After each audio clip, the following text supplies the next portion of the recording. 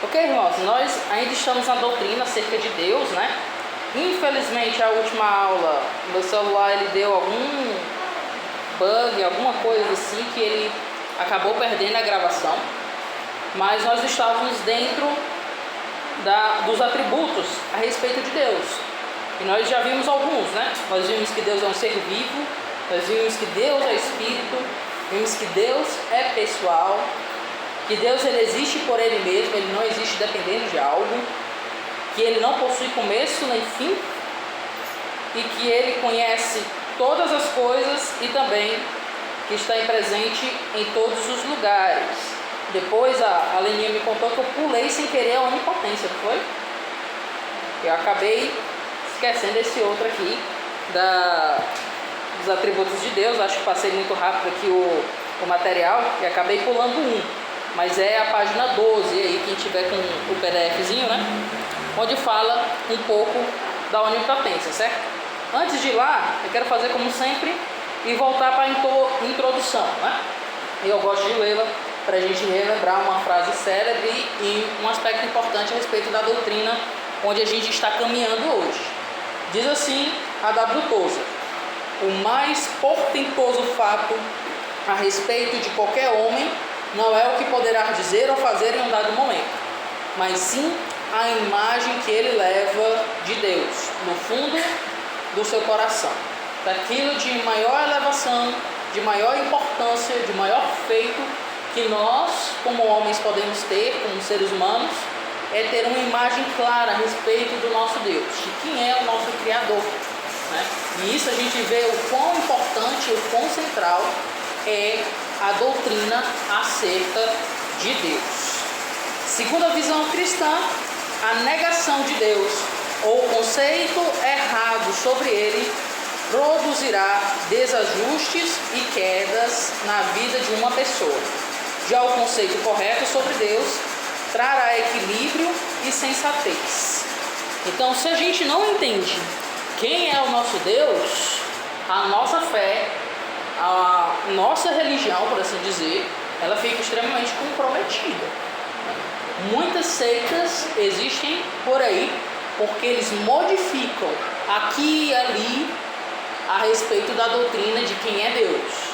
Pense no testemunho de Jeová, né?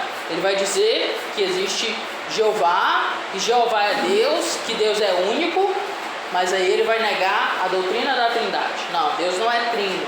Espírito Santo não é Deus, é uma força. Ou Jesus, ele é uma deidade menor, mas ele não é Deus, né? Então, isso destrói a doutrina das Escrituras, modifica. Não é à toa que a tradução deles é uma tradução própria deles, né? Secreta, que ninguém sabe muito bem como é feito. É um grupo que se reúne, dizem ser iluminados espiritualmente para trazer o que é a Bíblia de verdade, né? Então a gente não tem esse acesso. Já as nossas Bíblias a gente sabe quem foi que trabalhou, a gente consegue ver, né? Tem a SBB, você pode consultar e ver quem trabalhou por trás. Você consegue saber alguns dos grandes nomes que nos ajudam na tradução da Bíblia, como o pastor Luiz Saião, que é o pastor batista, né? Ele já redigiu várias traduções, como a NVI, a Almeida do século XXI, que foi feita pela Vida Nova, né? Então a gente consegue ter esse acesso. Já com eles não, e eles modificam isso. E isso gera um grande prejuízo para a nossa fé e para a nossa salvação. É um termo central que a gente não pode abrir mão. Então conhecer quem é o nosso Deus à luz das Escrituras é fundamental, né? Quando eu estive ontem ali na Umbref, o Berg estava com a gente, né? Beninha também, foi muito bom. O pastor falou sobre elementos bem centrais da nossa fé que a gente nunca pode negociar. E um deles é a definição de quem é Deus. Entende? Se a gente negocia isso, se a gente abre isso e deixa heresias entrar e diz, não tem problema, o que importa é ela ser piedosa, né? Isso complica o que é a nossa fé cristã. Nós podemos, então, estar enveredando por caminhos que não nos levam à salvação, mas que nos levam à perdição eterna, porque deixamos de adorar o Deus das Escrituras e passamos a adorar um outro tipo de Deus, certo? E é por isso que a gente está caminhando nos atributos, né? E hoje nós estamos aqui na página 12 do PDF, vendo sobre a onipotência. A respeito da onipotência, diz assim: Deus tem poder ilimitado. Ele pode fazer tudo o que deseja e que planejou executar sem que nada o impeça ou dificulte suas ações. Entretanto, todo o seu poder é coerente com seu caráter santo e sua natureza infinita. Desse modo, há coisas que Deus não pode fazer, como mentir, morrer ou criar um ser melhor do que Ele próprio. Então Deus tem toda a capacidade de fazer tudo, mas isso não quer dizer que Ele vai agir de uma forma aleatória. Ele sempre vai agir de acordo com o seu caráter. E a gente pode ver isso em algumas passagens, né? Vamos lá no Antigo Testamento e abrir em Jó, capítulo 42, verso 2.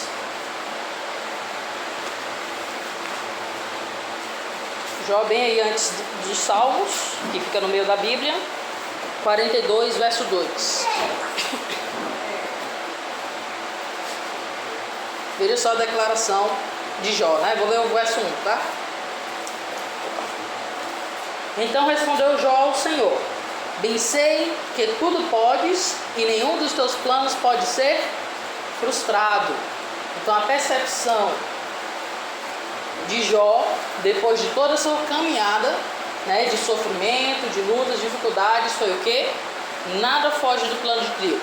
Talvez eu não entenda, como ele não estava entendendo o sofrimento dele, mas ele entende que nada foge do poder de Deus, nada ocorre sem ser de acordo com os planos do nosso Senhor. Vamos lá no Novo Testamento e abrir em Mateus, capítulo 19, versículo 26.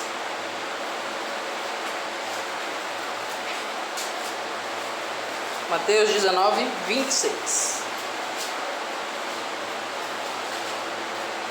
Falando a respeito das riquezas, né? Jesus diz assim: Jesus, fitando neles o olhar, disse-lhes: isto é impossível aos homens, mas para Deus tudo é possível, né? O grande questionamento aqui era como é que um rico poderia entrar no reino dos céus. E aí os discípulos ficaram assim, né, assustados, porque se nem o rico, que dentro da visão judaica ali seria aquele que é o mais obediente a Deus e portanto prospera, porque Deus está o abençoando financeiramente, então se nem ele consegue entrar no reino dos céus, né, então quem é que pode entrar? Essa era a grande dúvida dos apóstolos ali, os discípulos de Jesus, diante dessa declaração de Cristo. E ele diz: para os homens é impossível eles fazerem algo que os garanta a entrada no céu, mas para Deus nada é impossível. E é interessante que foi justamente isso que Jesus fez, né? Nosso Deus, ele criou um caminho para o reino dos céus, sendo a propiciação pelos nossos pecados. Ok? Então a gente vê isso. Deus, ele é capaz de fazer tudo. Porém, esse fazer tudo dele não acontece de forma aleatória. Vai acontecer de acordo com o seu caráter. E por isso que ele não vai mentir, né? Ou morrer, ou fazer algo melhor do que ele próprio. Porque isso não está de acordo com o caráter dele. Ele já é a perfeição por si só, né? É incoerente pensar nessa ideia. Vamos lá em Tito, capítulo 1, verso 2. Pedir para o Tiago estar pregando para a gente, né? Tiago não, Lázaro. Troquei os irmãos. Lê pra gente Tito 1, verso 2. Sabemos a respeito do nosso Deus.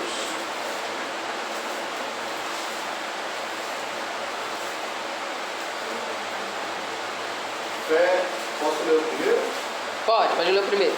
Paulo, servo de Deus, apóstolo de Jesus Cristo, para levar os eleitos de Deus à fé e ao conhecimento da verdade que conduz à piedade.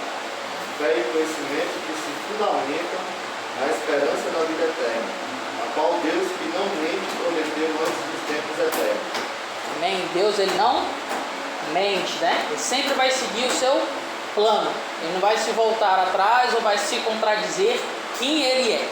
Ele é quem ele de fato é. Então ele não nega o seu caráter no exercício do seu poder ilimitado. Outra passagem é Hebreus 6, 18. Vamos lá, né? Já aí do ladinho. Hebreus 6, 18. Diz assim: para que, mediante duas coisas imutáveis, nas quais é impossível que Deus minta, forte alento tenhamos nós, que já corremos para o refúgio, a fim de lançar mão da esperança proposta. Aqui ele está falando dessa promessa de Deus que é imutável. Então Deus, ele não vai nos enganar, né? Ele não vai mentir para nós, ele não vai agir de uma forma contrária ao caráter dele. Isso para nós, irmãos, é muito libertador, porque nós temos do nosso lado um Deus que é todo poderoso, que sabe todas as coisas, que é extremamente justo, bom, presente, que temos esse acesso ao nosso Deus, e ele não está buscando nos enganar. Já imaginou se Deus não tivesse esse caráter de santidade, né, de pureza, de compromisso com o seu caráter? Quão terrível seria a nossa vida, né, longe de um Deus que simplesmente não se importa com sua criação, não está nem aí para ela e vive de qualquer forma, né? Engana, tira sarro da nossa cara, né? E coisas desse tipo. Mas esse não é o nosso Deus. Nosso Deus, ele é coerente com todas as suas ações.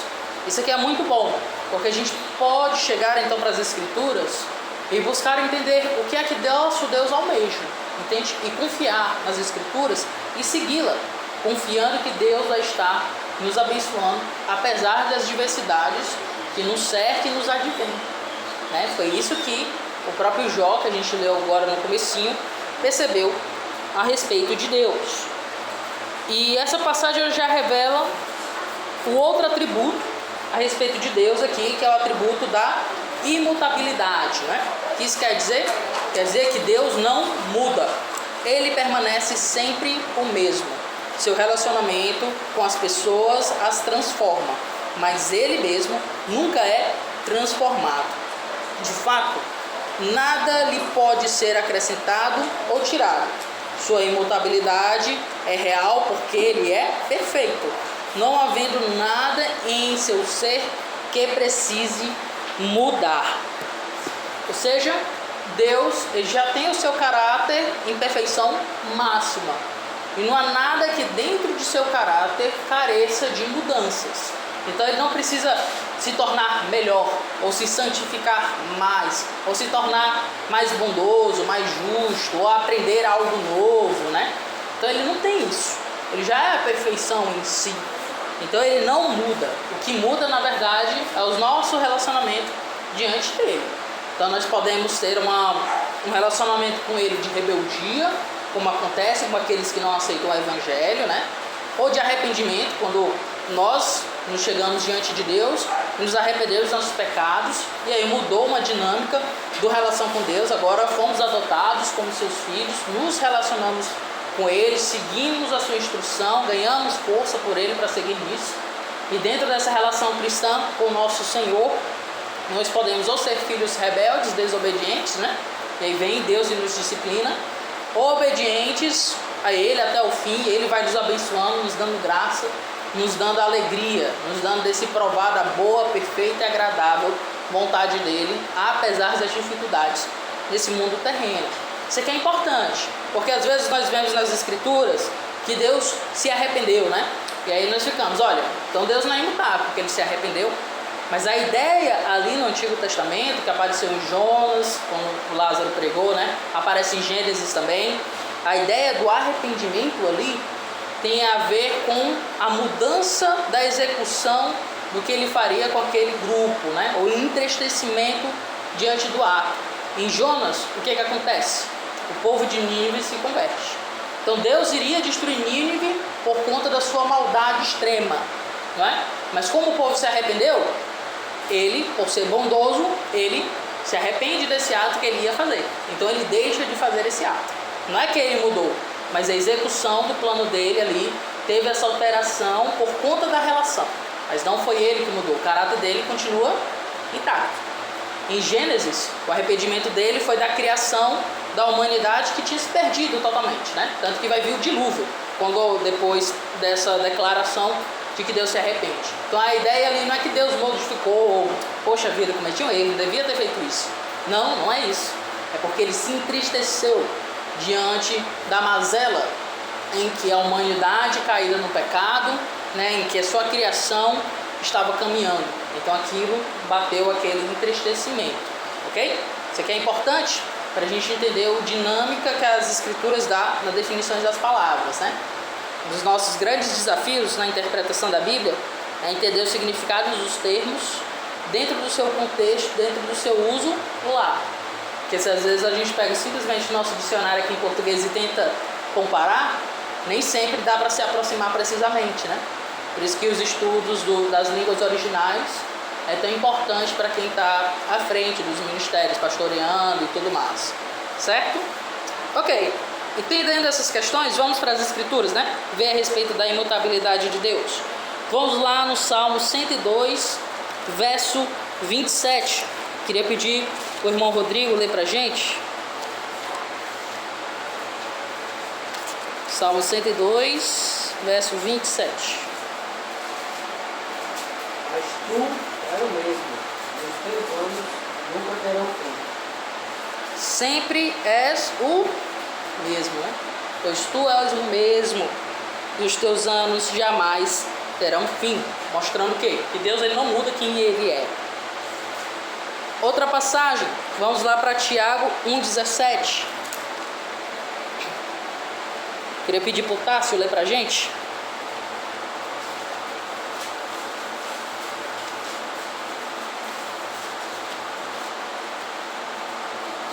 Toda boa dádiva e todo dom perfeito é lá do alto, descendo do Pai, das luzes em que não pode existir variação ou sombra de mudança. Não pode existir variação nem sombra de mudança em Deus. Não é isso? Isso, né? Descendo o Pai das luzes, em que não pode existir variação ou sombra de mudança. Então, quem não tem variação? Deus. Por isso ele é imutável. O seu caráter não muda, o seu plano não muda, né? Os seus decretos, eles não mudam, ok? Quando a gente vê essa dinâmica de mudança, é na verdade a relação do homem em direção a Deus, né? O homem que muda. Nós nos arrependemos, ou nós ficamos mais duros em relação a Deus, ou viramos filhos desobedientes, ou filhos realmente dedicados a Ele.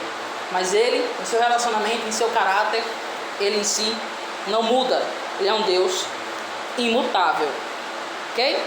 Alguma dúvida até aqui? Não, né? Então vamos lá. Isso então revela o outro atributo de Deus, né? Perceba que os atributos eles não são coisas assim extremamente isoladas, né? Quando a gente trabalha a teologia sistemática, que é o que a gente está vendo aqui, nós às vezes queremos compartimentar, calma aí. Nós queremos botar em compartimentos cada uma dessas questões. Então a gente está vendo vários nomes de atributos. Mas perceba que um atributo aqui ele está comunicando com o outro, né? Então não é como se fosse uma caixinha fechada e isolada. Na verdade são coisas sempre juntas, certo? Como se fosse pensando numa fruta e as vitaminas dentro daquela fruta, né? Não tem assim uma parte que dá a vitamina aqui, aqui, aqui. É tudo junto, certo? Essas coisas são interligadas, não são caixinhas separadas. A gente organiza dessa forma para a gente poder entender e definir bem coisas que percebemos a respeito do nosso Deus mediante as Escrituras. Dito isso, o outro atributo que se revela diante do que a gente falou aqui é o que o nosso Deus é um Deus santo, né? A santidade é um atributo de Deus. Deus é absolutamente santo. Ele está separado de tudo que é mal e impuro. Ele é perfeito, puro e íntegro em seu caráter. A santidade de Deus se manifesta por meio de sua retidão, ou seja, ele faz e exige o que é reto. Também por meio de sua justiça, que é a execução das penalidades contra o pecado. A santidade de Deus se evidencia. Então veja só o quão importante é essa doutrina da santidade. Por isso que Deus nos exige as coisas que Ele exige, porque isso é certo, é bom, é correto. Não é? Se a gente for sincero diante das Escrituras e ver como ela orienta para a gente seguir a nossa vida, a gente vê que vai ser bom. Ela ensina que nós não podemos ser desonestos, né? O mundo já ensina o jeitinho brasileiro. Se eu posso me beneficiar, por que não? Se isso aqui não está gerando nenhum dano a ninguém, então tudo bem.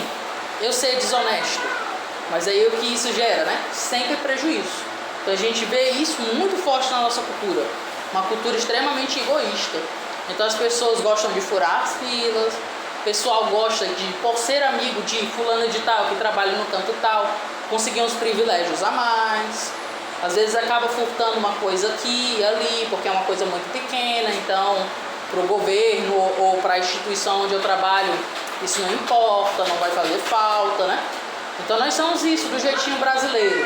Nós modificamos as regras, nós não queremos segui-las em fim de ter algum tipo de benefício. Mas as escrituras mostram que devemos ser honestos sempre, 100%. E a gente vê que geralmente os países, quando guardam esses princípios, eles prosperam, né? Porque eles estão fazendo ali tudo que é certinho, então você tem confiança. Eu lembro a história de um pastor contando que quando ele estava estudando na Alemanha, ele viu uma cena curiosa que ele jamais conseguiria imaginar ela acontecendo no Brasil. Que era a cena de um casal, assim, ia sair para trabalhar, mas tinha montado uma barraquinha de frutas em frente à sua casa, porque eles tinham uma casinha e tinha umas árvorezinhas, então dava maçã, pera, essas coisas, né? Então reuniu as frutas, colocou no canto, deixou lá, botou uma caixinha ali e disse: custa tal a maçã, custa tal a pera, coloque aqui dentro e pegue as frutas que você quer. E deixou, e foi embora. Já imaginou, né? Ele ficou assim assustado. Por quê? Porque as pessoas de fato iam lá, pegavam as frutas e colocavam o dinheiro dentro da caixinha e deixavam. E seguiam o seu caminho. E ele olhou assim: rapaz, isso jamais funcionaria no Brasil. O que ia acontecer se fosse no Brasil, né? Ia passar alguém, ia levar o dinheiro e as frutas, né? Até a barraca se desse, o rapaz ia levar também, né? Por quê? Porque a nossa cultura é isso, é do egoísmo, né? É o benefício em prol de mim mesmo. E ele falou, com isso é prejudicial para a economia, por exemplo, do país. Porque veja, se fosse esse mesmo caso, esses senhores, para poder vender as suas frutas, eles teriam que contratar uma pessoa, né? Para ficar tomando de conta daquele local. Consequentemente, eles iam ter mais gastos. Então, para que eles tivessem lucro com a venda das peras e das maçãs, eles teriam que vender essas frutas por um preço ainda mais elevado, né?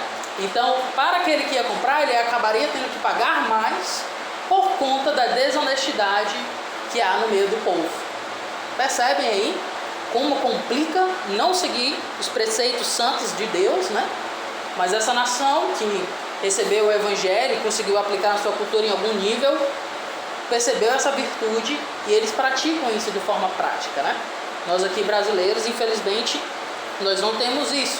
Talvez muito da nossa herança católica que mostra assim, sempre dá um jeito aí, você cometeu um erro, mas receba uma indulgência ou faça umas penitências e está tudo certo, né? Talvez por conta disso ou outros fatores, mas eu imagino que talvez esteja dentro da execução prática, aplicação prática dessas questões mais católicas de indulgência, onde eu posso dar um valor e ter meus pecados perdoados, ou de penitência, né? Onde eu rezo alguns Ave Marias e um Pai Nosso, e aí tá tudo certo.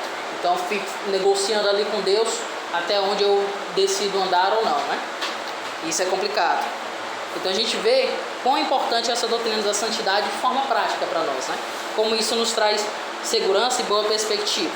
Mas vamos ver aqui as escrituras falando a respeito disso, ok? Vamos lá para Isaías 6, verso 3. Isaías, o primeiro dos profetas, capítulo 6, verso 3.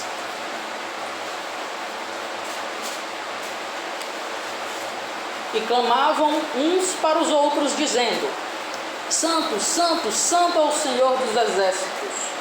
Toda a terra está cheia da sua glória. Aqui, né, os anjos, os serafins, da visão de Isaías, no verso 2 a gente percebe, ó, os serafins estavam por cima dele, cada um tinha 6 asas, com 2 cobriam o rosto, com 2 cobriam os pés e com 2 voava, né?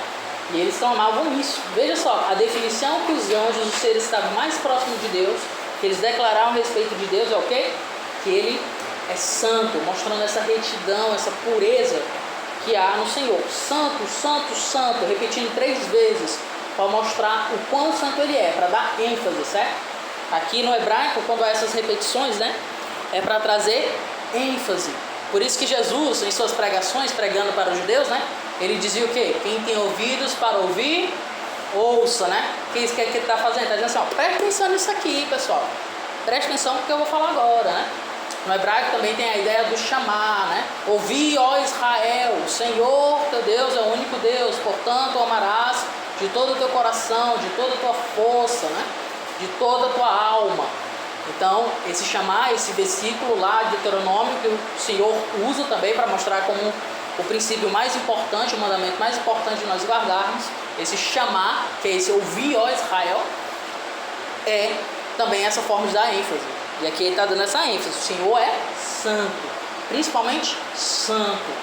E isso é muito importante para nós, para a gente ter certeza de que aquilo que a gente faz realmente é reto e que a punição de Deus nunca é injusta. Isso é muito importante, porque nós temos diversas definições aí no mundo de certo e errado, não é? Se a gente for num país, o que é certo e errado para eles é diferente do que é certo e errado para a gente, e para outra cultura também. Vai ter essa relatividade entre os povos. Mas Deus, sendo totalmente santo, santo em excelência, o que é certo e o que é errado é realmente certo e errado em sua totalidade, né? Não há discussão a respeito disso diante de Deus. Vamos para outra passagem do Novo Testamento para ver a respeito disso também. 1 Pedro, lá para o finalzinho da Bíblia, depois das epístolas do apóstolo Paulo, Hebreus, Tiago, aí chegamos lá, 1 Pedro, capítulo 1, 15 e 16. Pelo contrário, segundo é santo aquele que vos chamou, tornai-vos santos também, vós mesmos em todo o vosso procedimento, porque escrito está, sede santos, porque eu sou santo. Então aqui o apóstolo Paulo traz um versículo do Antigo Testamento para incentivar que nós cristãos sejamos santos, retos, certo? Justos, honestos, coerentes com as Escrituras. Assim como Deus, Ele é santo também. Então isso fica bem óbvio, que Deus é o nosso paradigma de certo e errado, certo? Isso aqui é muito importante quando a gente pensa nas pautas morais, né? Então pensa, por exemplo, a questão do aborto, né?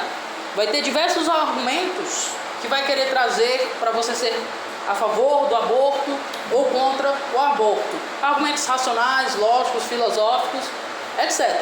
De várias origens, ok? Dentro da discussão humana.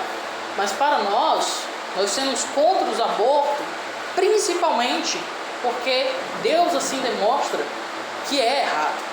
Nós vamos ver nas Escrituras, quando a gente chega na doutrina do homem, né? Vai ser a próxima doutrina. Não, vai ser bem mais para frente. Não vai ser uma das doutrinas que a gente vai ver. A gente vai ver que o homem, ele, desde sua origem, ele é o homem. É Deus que cria o homem ali, tece o homem dentro do útero da mulher, por assim dizer, né?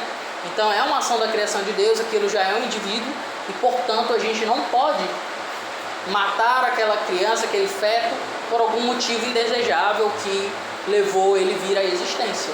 Então o nosso motivo principal é o quê? Bíblico, porque Deus diz que é errado, entende? Porque é Ele que dá as cartas do jogo, né? E aí sim, nós podemos usar os argumentos filosóficos, lógicos, sociológicos, culturais, etc., para fundamentar isso. Mas o principal elemento é o quê? As Escrituras, ok? Isso é muito importante, porque senão a gente troca as Escrituras por outras questões, né? A gente pode trocar as Escrituras por uma ideologia política, para querer definir as coisas. Nós podemos querer trocar as Escrituras para uma preferência pessoal nossa, de gostos e sentimentos. Nós podemos querer trocar as Escrituras para o que a ciência moderna quer nos orientar hoje. E isso é muito perigoso. Então a gente precisa estar ancorado aqui, na Escritura. Ela é a verdade de Deus. Ela fala que Deus, que é santo, nos ensina sobre certo e errado, e nós devemos nos ancorar nela a princípio. Aí sim, a partir dela a gente dá os outros passos, ok? E a gente vê então que a santidade de Deus, ele se desdobra nesses dois elementos, né? Em sua retidão, vamos lá para Salmo 25:8.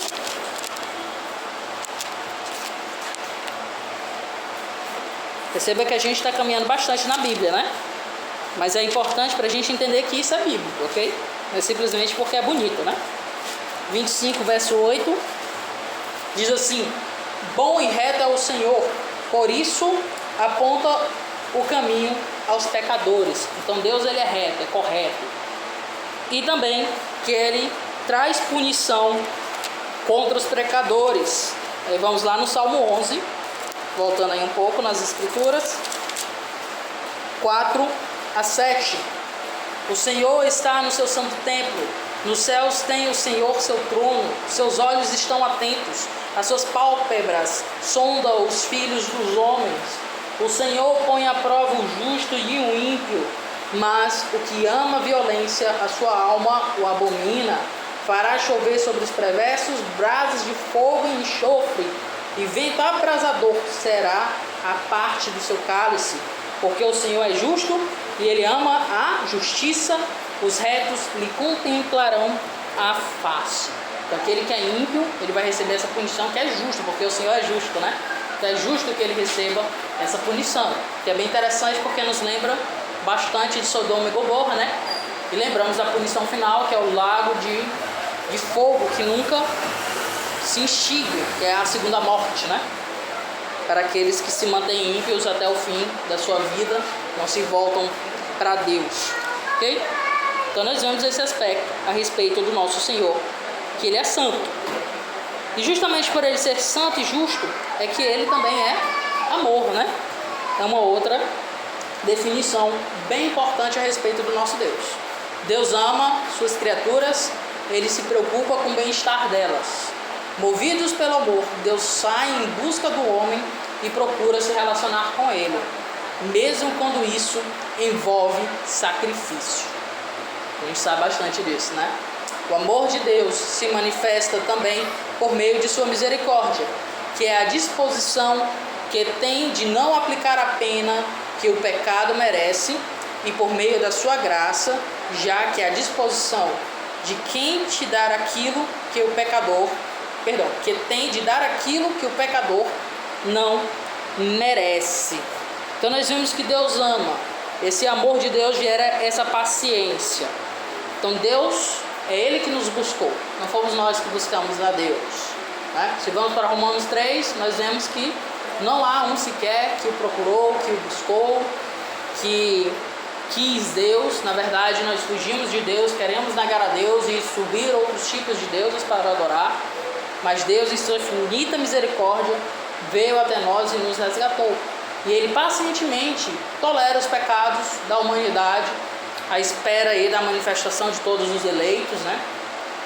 Aí sim trazendo o juízo. Isso aqui é muito importante. Nós chamamos muitas vezes isso também da graça irresistível. Deus vem até nós e nos conquista, né? E também de graça comum, que Deus abençoa a todos dentro da sua paciência. Então Deus dá sol a todos, Deus dá saúde a todos, Deus permite que o homem possa ter recursos para se manter, né? Mesmo o homem sendo ímpio e contrário a Deus. Porque Deus não está mostrando para o homem que ele simplesmente odeia a criatura pela criatura em si, mas o que ele odeia é porque ela é pecadora, porque ela saiu desses retos juízos, porque ele saiu do seu plano e está em pecado, né? Está em trevas, está em destruição, gerando a destruição de tudo que está à sua volta. A destruição do mundo que Deus criou para ele viver e se relacionar, a destruição do próximo, em prol desse benefício próprio que a gente comentou aqui, a destruição de si mesmo, porque uma vez que você não segue o caminho da santidade, você só está gerando mal e destruição para si mesmo, né? E também essa rebeldia contra o Deus, onde não se busca a relação com Ele. Então tudo isso é prejudicial e destrutivo, e Deus odeia isso. E é por isso que nesse aspecto Deus odeia o homem, mas como uma criatura que Ele criou, Ele o ama e demonstra esse amor de uma forma geral, né? O que a gente chama da graça comum, dando aos homens essa oportunidade de sustento, conhecimento, crescimento, desenvolvimento, ok? Que se manifesta claramente no mundo afora, né? Vamos ver as passagens falando a respeito disso? Vamos lá novamente para Isaías, aí avançando no livro de Salmos, né? Antes de Jeremias. Isaías 63, verso 9. Queria pedir para a Leninha, pode ler para a gente? Posso.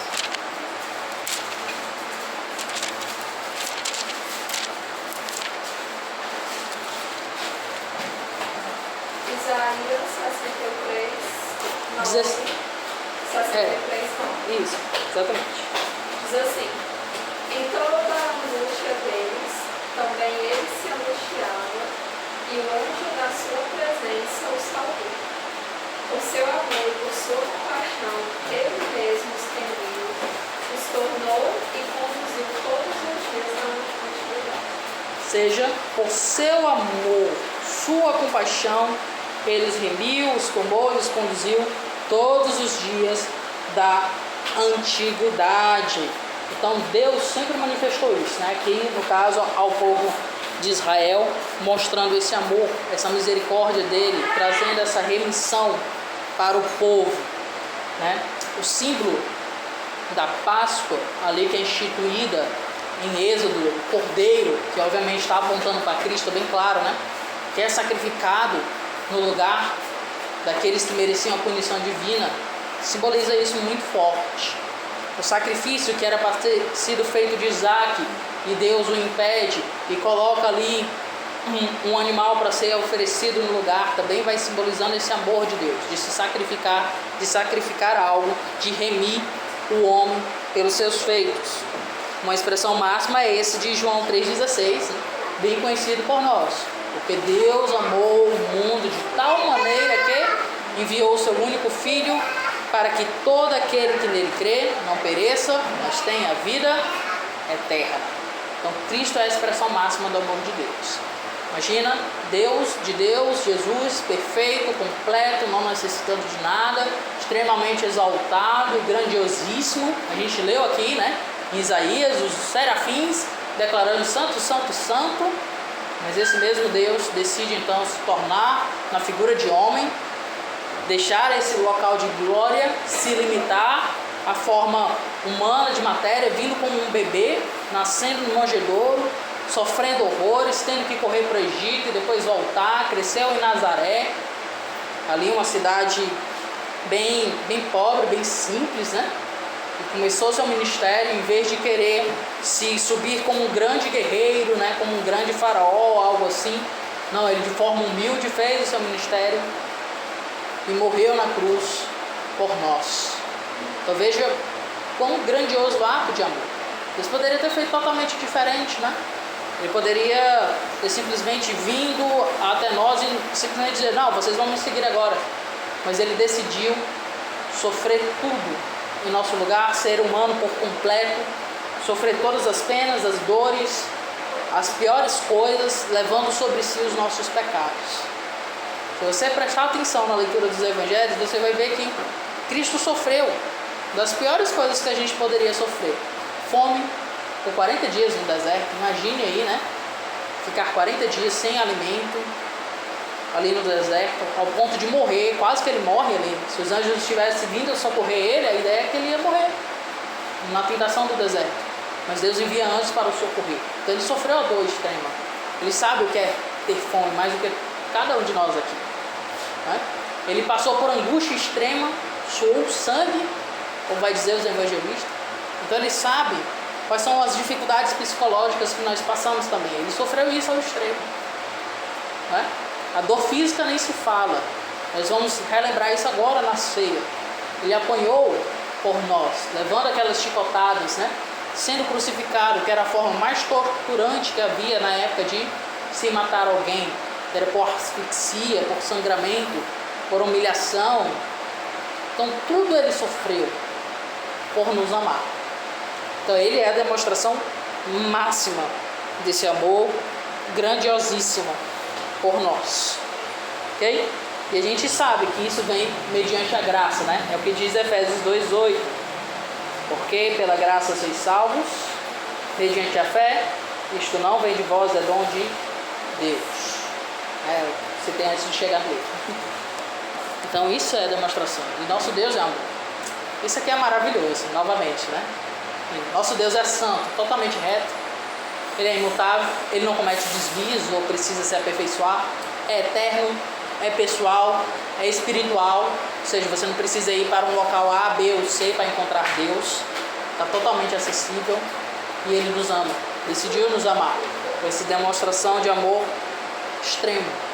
Eu vejo como isso pode trazer força para a nossa vida, né? E faz sentido então a frase de A.W. Tozer, quando ele diz que o mais portentoso fato que o homem pode ter é a imagem de Deus que ele carrega no coração.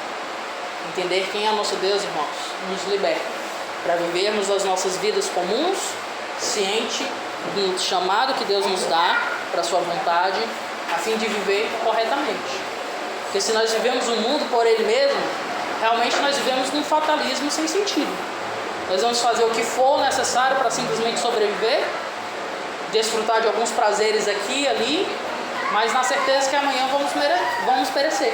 Vai ser a frase do apóstolo Paulo aos Coríntios, né, quando ele vai estar criticando o absurdo de alguns deles de negarem a doutrina da ressurreição. Vai dizer, se Cristo não ressuscitou, comamos e bebamos porque amanhã morreremos. Ou seja, a fé perde o sentido. Percebe o quão importante é a gente entender quem é o nosso Deus, né? Porque se a gente deixa de entender quem é o nosso Deus, toda a nossa salvação, toda a nossa fé, todo o nosso senso de ser humano se destrói também, se dissolve. Ok?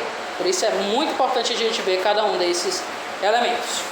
Continuando aqui, tentar ser um pouco mais rápido, outro atributo que a gente vê é a soberania. Deus reina absoluto sobre todo o universo, governando com sua infinita sabedoria e sem ter que oferecer explicações a ninguém acerca de seus atos. A ideia é de Deus como um rei, né? Como um Senhor soberano, que nada foge da mão dele, que ele tem poder e soberania absoluta sobre tudo. Ele não está devendo algo a alguém, explicações ou algo assim.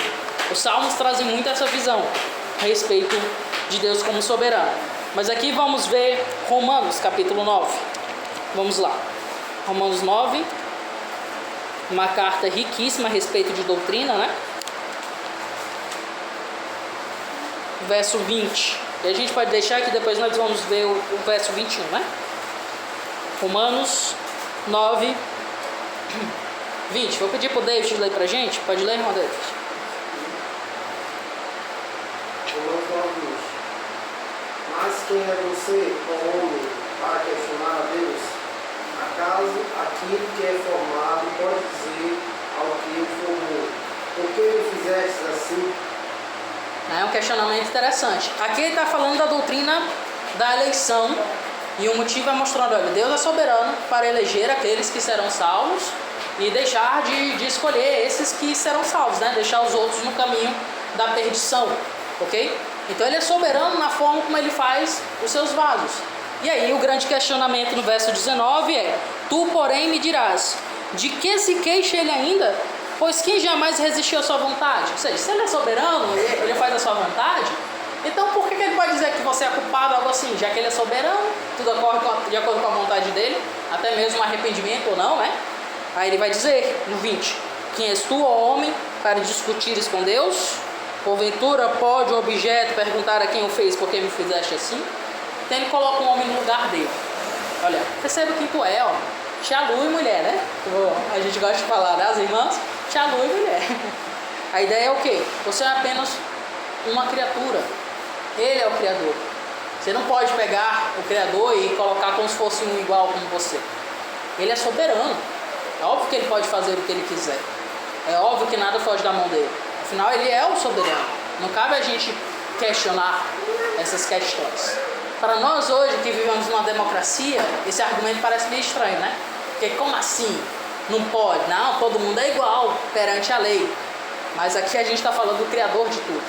Ele está acima, sim. Está acima da lei, está acima de tudo. Na verdade, é ele que define a lei, né? Ele é o paradigma do que é certo e errado. Porque ele que é o santo, lembra que a gente viu? Ele é santo, né? Ele é o paradigma. Então, nós não podemos chegar e questionar essa soberania. Ele faz conforme ele quer. Entende? Isso muitas vezes é desconfortável para nós. Mas é a realidade. É a realidade de quem é o soberano. E aí a gente entra no outro aspecto da soberania, é que ele age com liberdade, que é o próximo atributo. Sendo soberano e dono de tudo, Deus é livre para fazer o que quiser, sendo impossível que ultrapasse seus direitos, uma vez que não há limites para a sua autoridade. E aí a gente vai para o verso 21. Veja só o que diz. Ou não tem o oleiro direito sobre a massa, para do mesmo fazer um vaso para a honra e outro para desonra? Então ele está falando da eleição, né? Alguns, ele continua nesse caminho de destruição, os vasos para desonra, seriam os vasos de barro, né? Usados para coisas impuras e descartáveis, e outros os vasos de honra, geralmente aqueles vasos mais elaborados, de ouro, às vezes de prata, né? Que são para coisas gloriosas. A gente sabe o que é isso, né? Nós temos copos em casa, então se a gente usa aquele copo de plástico descartável, a gente sabe que é uma coisa para ser usada ali momentaneamente descartável. Já aquele bonitão, né? Que tem lá aquele desenho que você gosta na sua caneca, etc. Você usa para suas coisas especiais ali, já é um copo mais bonito, né? Então a gente entende que é isso. E Deus, no exercício da sua soberania, tem liberdade na interação com a sua criação para destinar para o caminho que Ele quiser, para a desonra de alguns, para a honra de outros, dado o seu plano e o seu caráter, que é santo. E não cabe a nós querer questionar Deus a respeito disso, porque Ele tem plena liberdade. Cabe a nós aceitarmos e louvá-lo por conhecermos quem Ele é, por podermos fazer parte do seu povo e entendendo que realmente é só pela graça que nós somos salvos. Isso aqui é muito importante, porque nos humilha ao ponto da gente entender que nós só podemos ser quem nós somos por conta de quem Deus é. Percebe o quão importante é carregar a imagem de Deus no coração, né? A frase da W. Tozer começa a fazer bem mais sentido aqui, né?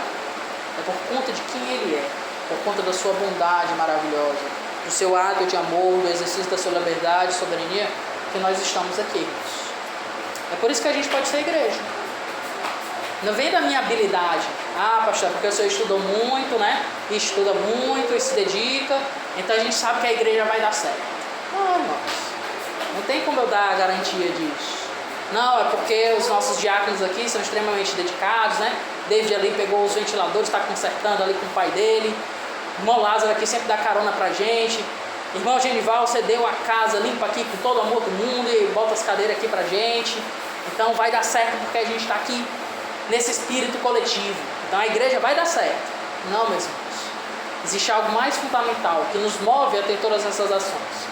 É o fato de Deus ser soberano, de nos amar, de nos impulsionar a isso, de, no exercício da sua liberdade e soberania, nos destinar para isso. Até porque se a gente serve, até porque se a gente exercita os nossos dons, é porque Deus nos concedeu isso, né?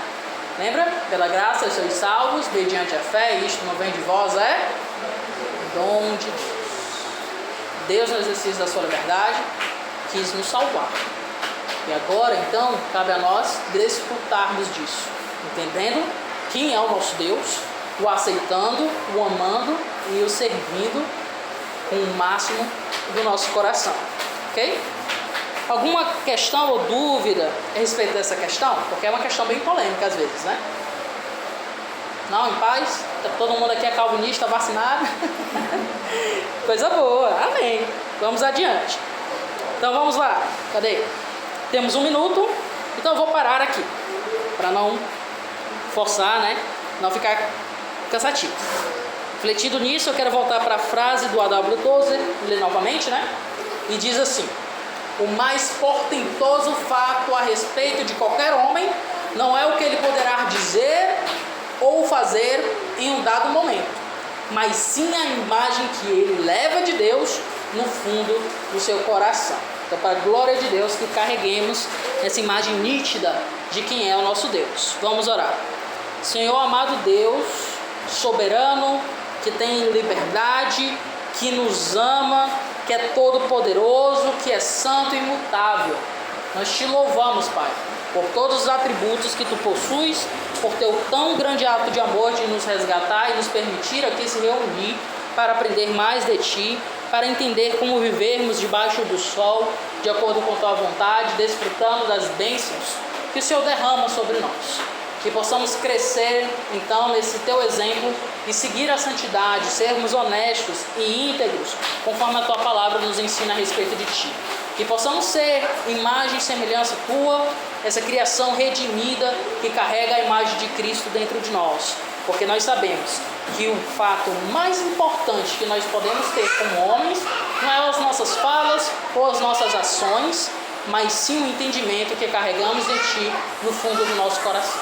Então te rogamos, revela a nós, nos instrui, nos enche cada vez mais, a fim de que a nossa fala e as nossas ações reflita o Deus que nós cremos que és tu.